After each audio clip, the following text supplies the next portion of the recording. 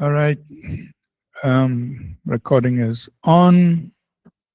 I hope nobody lost connection. If anybody lost, please come back. Wonder what happened.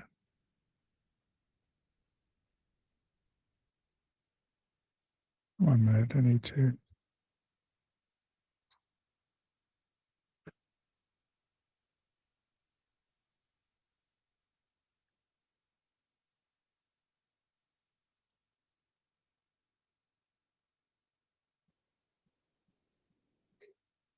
Okay. 1 minute. Just want to make sure that.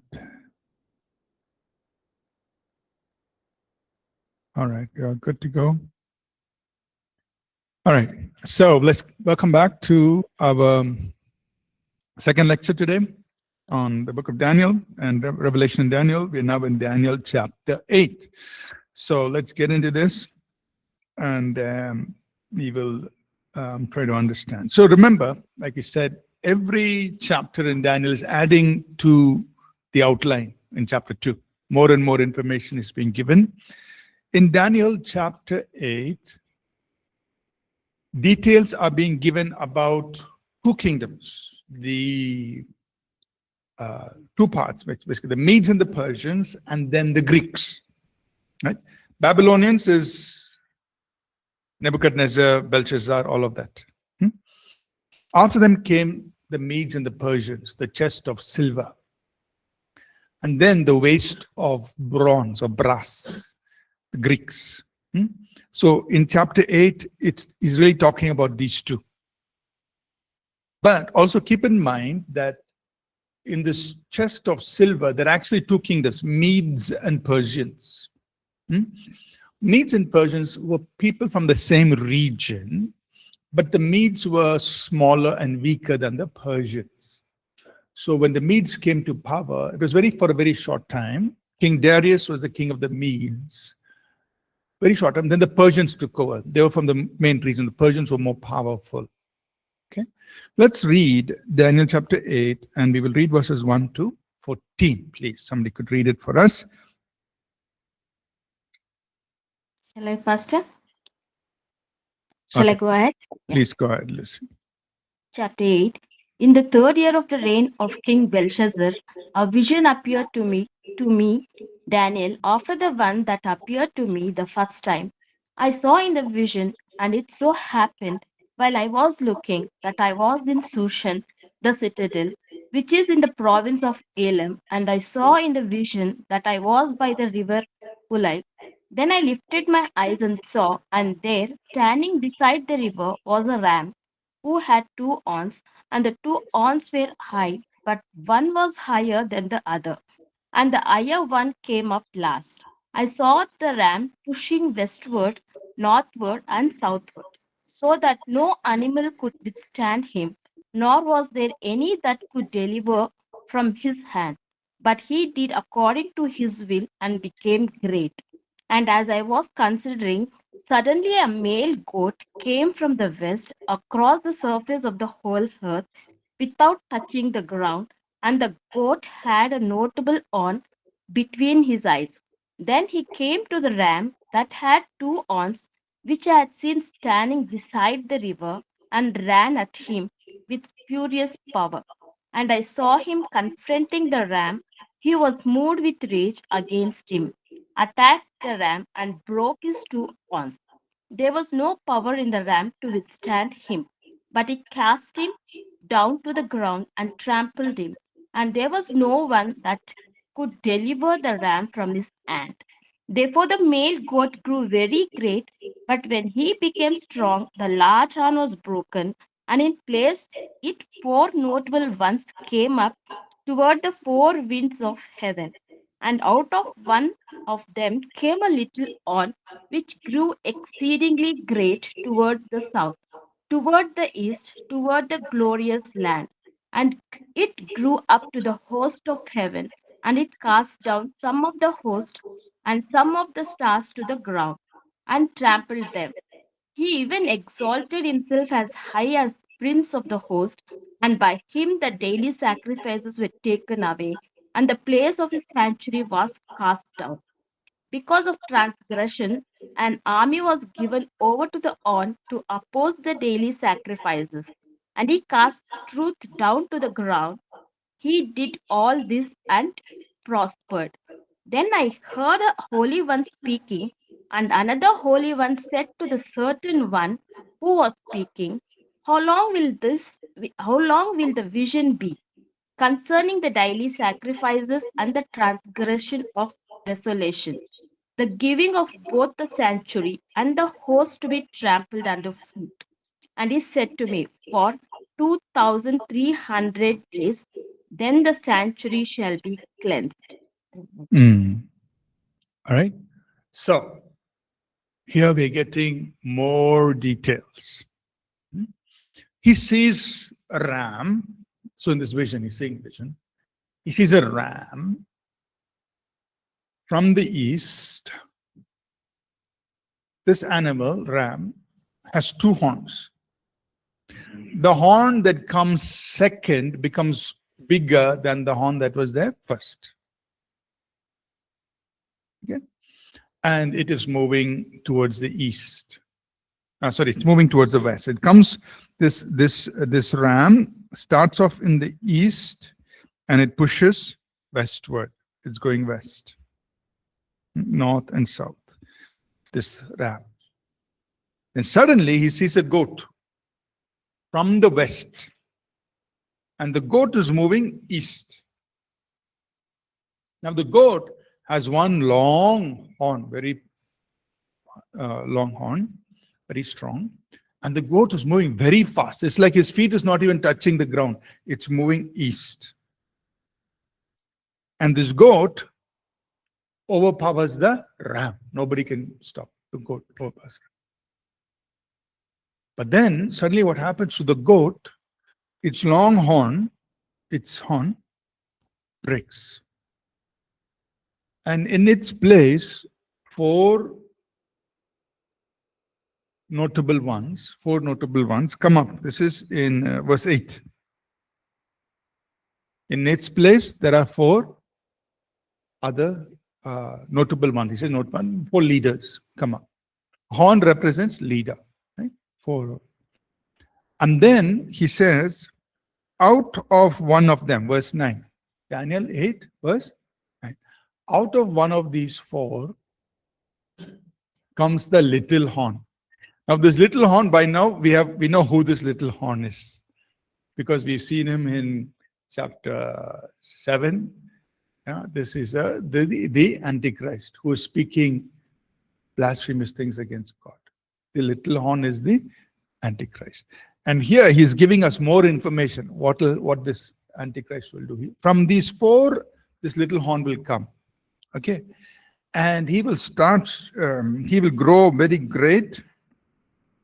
He will go toward south, toward east, and toward the glorious land. The glorious land here is the land of Israel. It's God, the land that God has kept for his people. So this little horn is going to extend his influence towards the east, towards the south, and towards the land of Israel. And he says, he's going to extend his influence even among the host and some of the stars to the ground. So here he's talking about the spiritual side of this little horn. He's going to have influence even over the spiritual realm, because the stars of heaven are symbolic of the spiritual realm. Right? He's going to have influence, but he's going to pull them to the ground, meaning this little horn is actually empowered supernaturally, spiritually. Okay? And it says here, verse 11, he will exalt himself as high as the prince of the host. That's the Lord Jesus. He will exalt himself against the prince of the host, the prince of the angels. He'll speak blasphemous things. He'll speak against the prince of the host. And then he tells us some more. By him, the daily sacrifices will be taken up. Now, the daily sacrifices, Daniel understands it. It's talking about the sacrifice in the temple. The daily sacrifices. It'll be taken. He'll stop it. this little horn will stop those daily sacrifices. And the place of the sanctuary was cast down. That means he will desecrate the sanctuary, the temple. So Daniel understands all this because it's the language that he understands. The sanctuary referring to the temple, the daily sacrifices. Every day they have to make, morning, evening, they have to make sacrifice in the temple. This little horn will stop those sacrifices. He will desecrate the temple. And he will use an army to oppose. That means he's going to use forcefully with an army, with soldiers. This is verse 17. He'll oppose the daily sacrifices. He will cast truth to the ground. He will not care about truth and justice and just destroy all of that. He did all this and prospered. So then Daniel, he heard one holy one, that is one angel speaking to another angel. How long will all this happen? How long will this daily sacrifices and the transgression of desolation, where the sanctuary will be desecrated and trampled, and for how long will it be? He says for 2,300 days. Now, you will find in your footnote 2,300 days. Along the word days, for many Bibles, in my Bible it is there. There'll be a footnote. There'll be number 1. And if you look in the footnote, it says 2,000. Literally, it means evenings and mornings. And you'll see that footnote. So here he's saying 2,300. Not days as in we understand as calendar days, but evenings and mornings. Now, in the Jewish system or calendar, their day started from 6 p.m. evening, went all till next day 6 p.m. Evening and morning. That was their day. So you one evening and morning, will be one day. Means you will have to have an evening and a morning to make up a day. Evening, 2,300 evenings and mornings. So you divide that by 2, because one evening, one morning will make up one day. So if you divide 2,300 by 2, 1,500, 1,150. 1,150 days. So for 1,150 days, this sacrifices will be stopped. The sanctuary will be desecrated, and this temple will be trampled underfoot. Now 1,150 days fits nicely inside 1,260. It fits, it's part of that. Right? So basically, we know, and we will see as we go along, that in the middle of the 7 years of tribulation, this Antichrist will set himself up as God. He will break that peace covenant. He will set himself up as God in the temple, and he will desecrate this temple. That is 1,260 days. Within that, 1,150 days, literally all sacrifices will be stopped.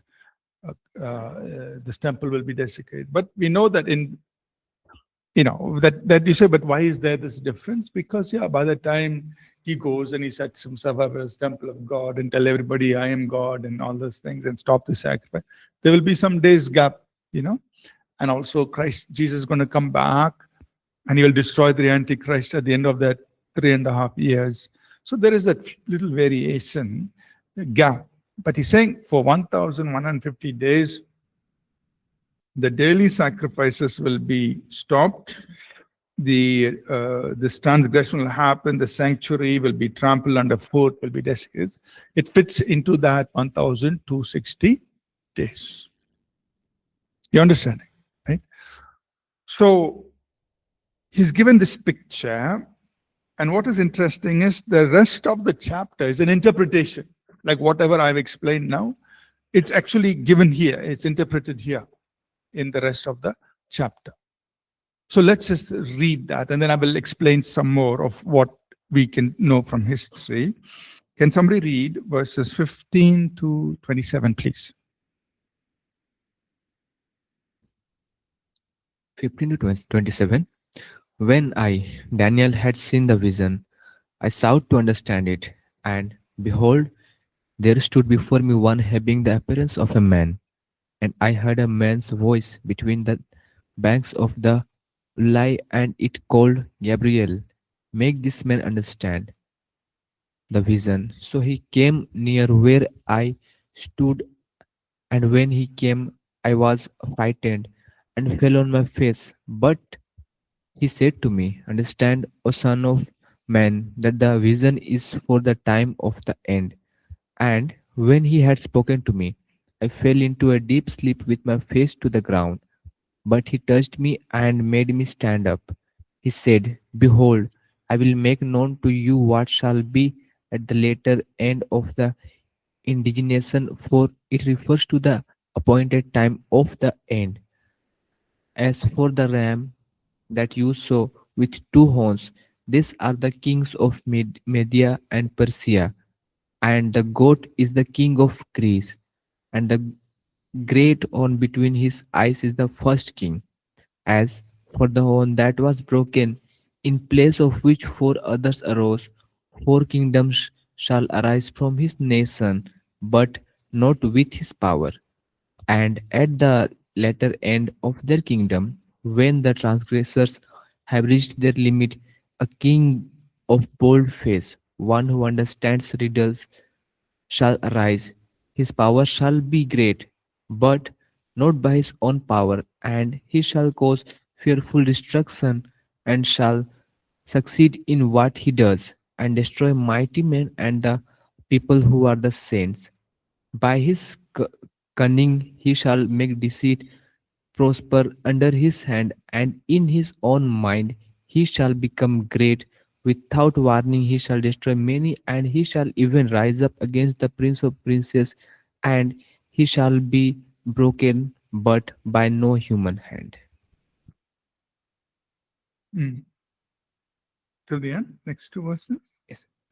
The vision of the evenings and the morning that has been told is true, but seal up the vision, for it refers to many days from now. And I, Daniel, was overcome and lay sick for some days. Then I rose and went about the king's business, but I was appalled by the vision and did not understand it. So a lot more details are given here now, the explanation, right? So he says here, there's a voice from heaven, and says the voice instructs the angel Gabriel. Gabriel, give the meaning to Daniel. Okay, so Gabriel is explaining, right? And Daniel falls like in a deep sleep. He's lifted up, made to stand. Look at verse 19. He says, look, this is about the latter time. It's about the time of the end, right? So many of these things that are going to be fulfilled, it's coming in the end of the age, the latter time, end of time. Then he says, verse 20, the ram with the two horns, it started in the east and it moved towards the west. What is the ram? He says, it is the kings of Media and Persia. So the meaning is given here itself. The two horns, Media and Persia. Media was the first one, was smaller. Persia was a bigger horn. So the ram had two horns. The second horn was bigger. So Persia is more powerful than the Media empire, the Medes. Right? So he's telling us here itself. Daniel is getting the meaning. Now notice this. When did Daniel have this vision? If you look at verse 1, he says, during the reign of King Belshazzar, Babylonian. Okay, Belshazzar was the grandson of Nebuchadnezzar. So Daniel had this vision while the Babylonian king was in power. And God was telling him, next, this ram is going to come. The Medes and the Persians will come. Right? They will come. And they will move this way. That's why, later on, when we read in Daniel 5, when Daniel was interpreting the writing on the hand, he said, King Belshazzar, your kingdom is given to the Medes and the Persians. God had already revealed it to him. Yeah, this is a vision recorded here, but God all revealed. So the ram rising from the east will come, will conquer. Then he says, the goat, verse 21. The goat is the kingdom of Greece, so Greek Empire. So after the Medes and Persians, God is showing Greek Empire will come. So now, how can we say, if you go back to the first image, head of gold, silver, bronze, how we can say it? Because here the meaning is given. After the Babylonians, during Belshazzar was there, Babylonian. After that comes Medes and Persians. After that comes the Greek. It's given here itself. Okay? So we can explain now, because connect everything. Right? So, the male goat is a kingdom of Greece. The large horn is its first king. So who was the first king of the kingdom of Greece? Alexander the Great. So Alexander the Great is actually prophesied here in Daniel 8 and verse 1. First king of the kingdom of Greece. And he moved very fast. Like he's saying, the goat was moving so fast, like his feet was not even touching the ground. From the west, he moved east. And Alexander the Great came as far as India. So you can imagine, from Greece in Europe, he came all the way, he crossed over Turkey, he came all the Iran, Iraq, he conquered all of them, he came all the way till India. And Daniel had prophesied that already in Daniel chapter 8. And it happened, just like Daniel prophesied. The first king was very powerful, he moved very fast, very young, and he moved east. From Greece, he moved east, came all the way till India. Right? And as for the broken horn, the four that stood up in its place, 4 kingdoms shall rise out of that nation, but not with power. So what happened? Suddenly, this horn was broken. So Alexander the Great, he suddenly died, very young age. I think it was like in his early 30s. He died. Right? And Daniel had seen here that verse 8, if you look at Daniel 8, the male goat grew very great.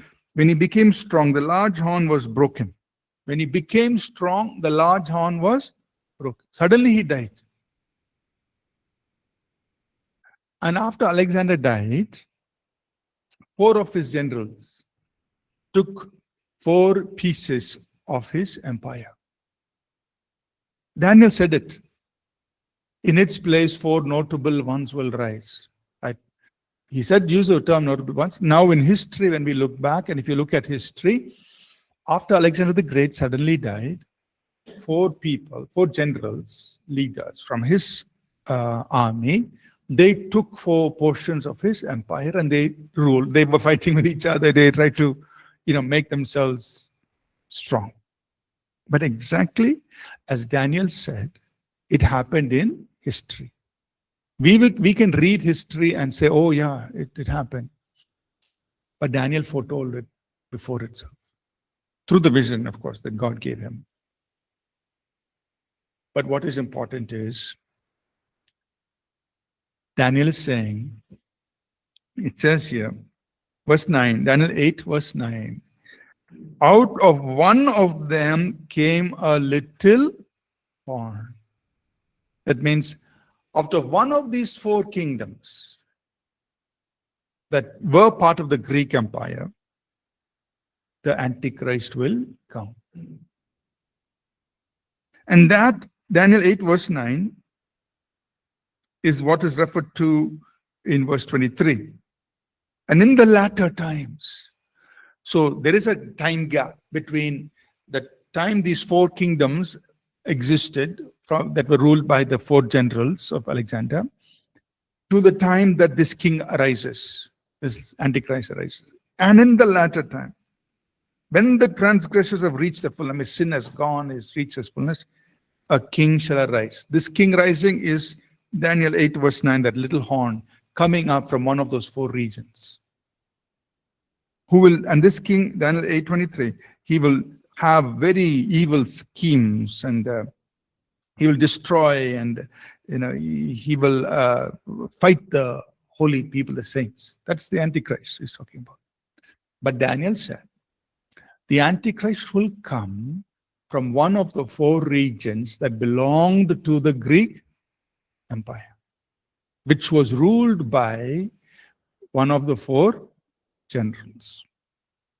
So if you look at history, then you'll find this online.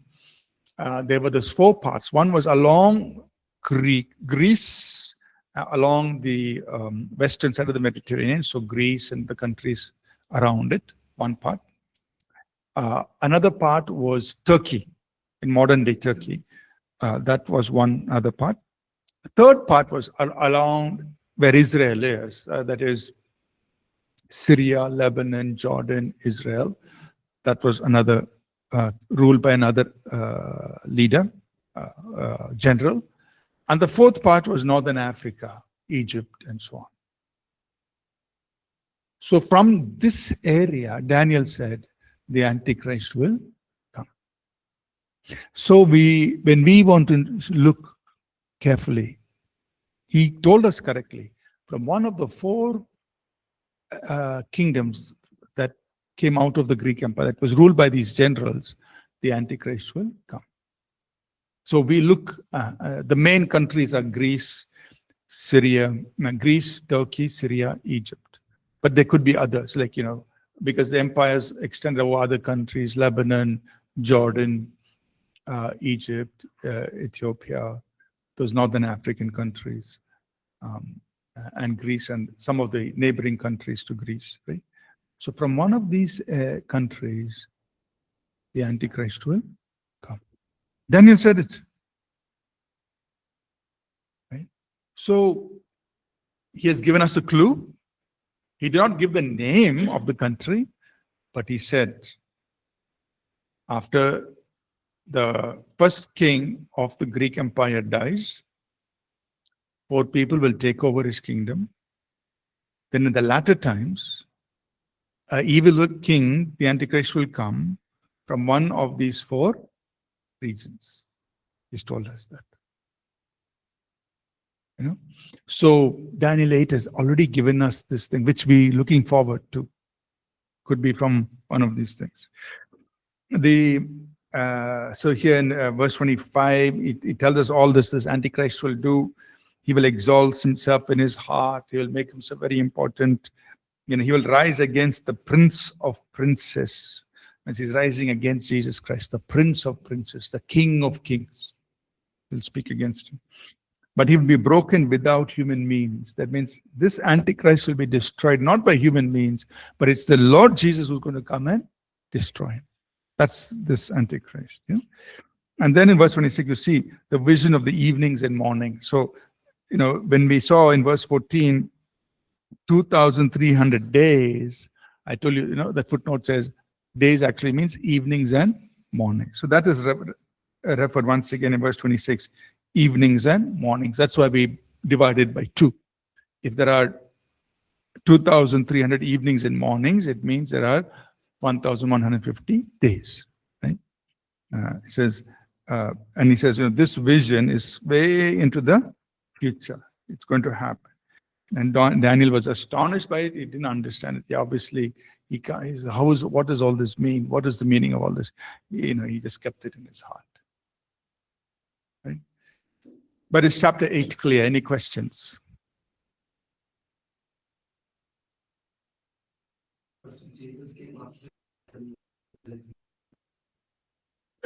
Yes. So the Greek Empire happened.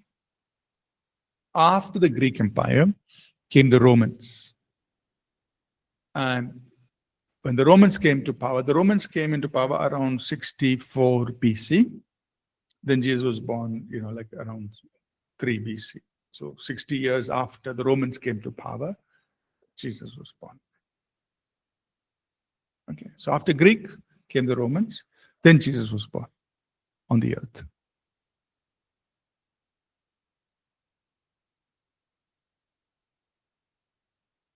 Any other questions?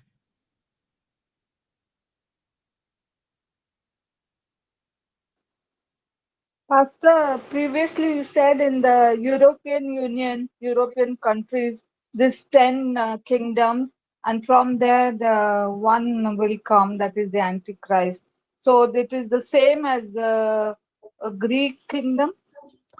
Yeah. So, today, when we look at the European Union, it spreads into a lot of the eastern part of Europe, which includes Greece, and other countries as well. So from the what we know as the European Union, the region that used to belong to the Roman Empire, from there will be 10 leaders. Yes. And then there will be one small leader who will come out of this former Roman Empire.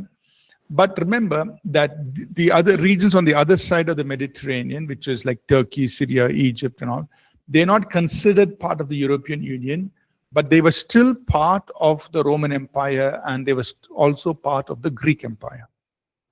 Right? But the 10 leaders will come from the part that belonged to the Roman Empire, this whole region. So which part of it is the European Union, part of it is on the other side of the Mediterranean. There'll be 10 leaders.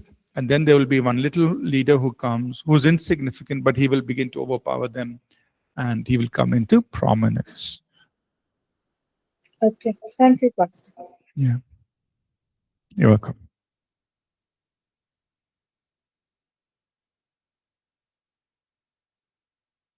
Any questions? Okay. So, chapter 9. In chapter 9, this chapter 9 is very important.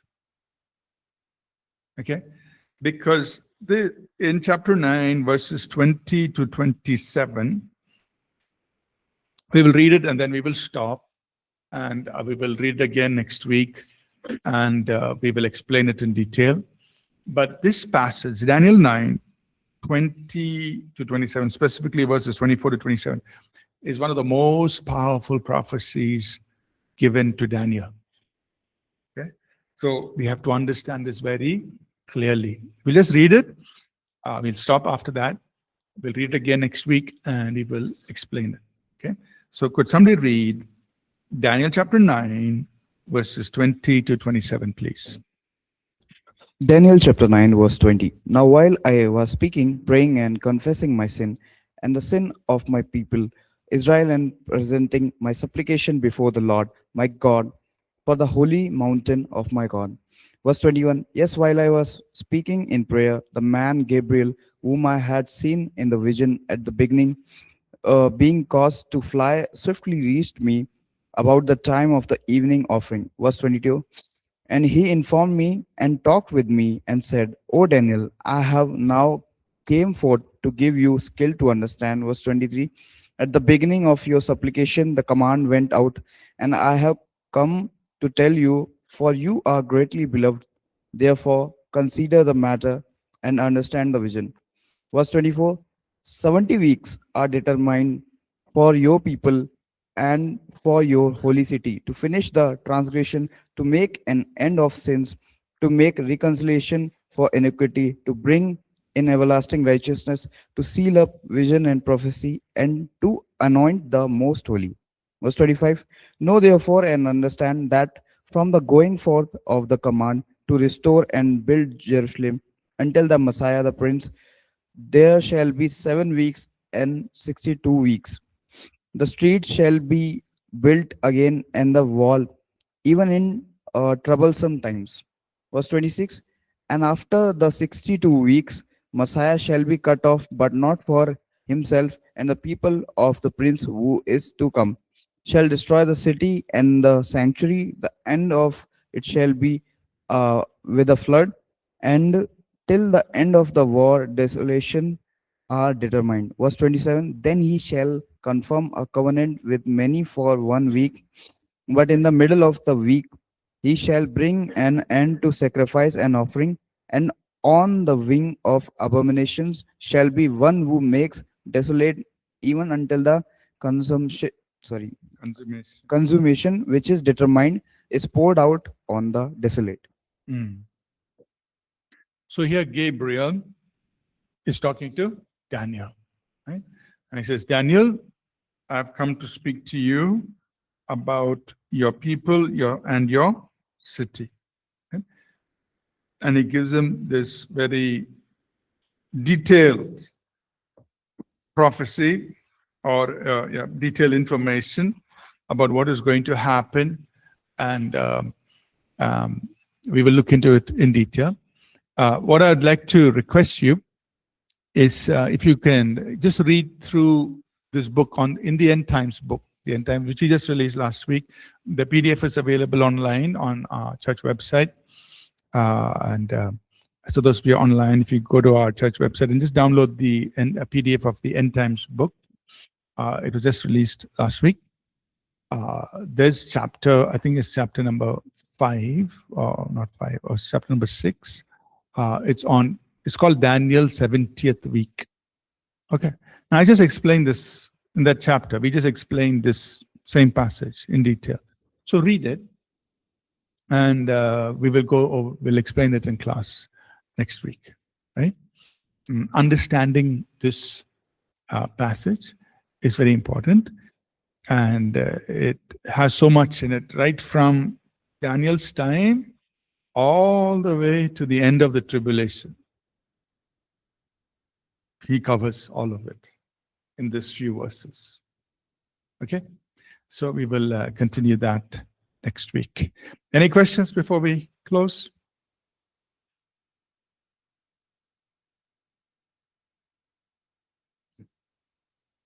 All good? Okay, let's close for today. We'll continue this next week. Thank you, everyone.